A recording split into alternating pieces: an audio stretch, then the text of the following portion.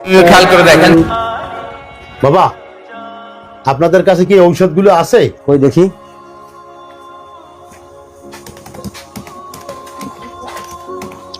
হ্যাঁ কাকা, ওষুধগুলো আছে, দাম পড়বে 1020 টাকা।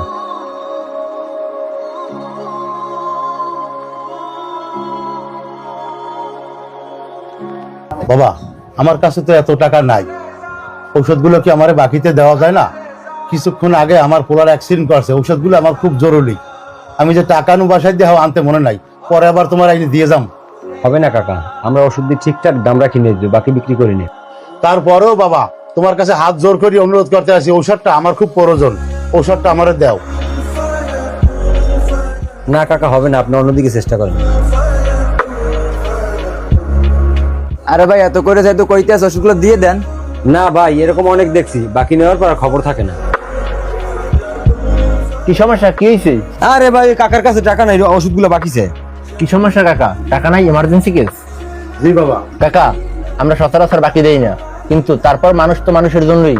আপনাকে বিশ্বাস করে দিতেছি, আপনার সময় করে টাকাটা দিয়ে যাইয়েন। ইব্রাহিম, চাচাকে ঠিক মতন ওষুধটা বুঝাই দে।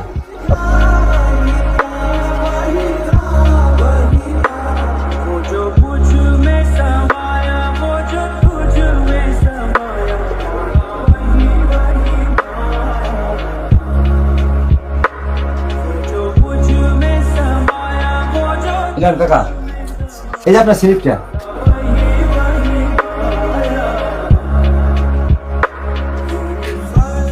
আসি বাবা।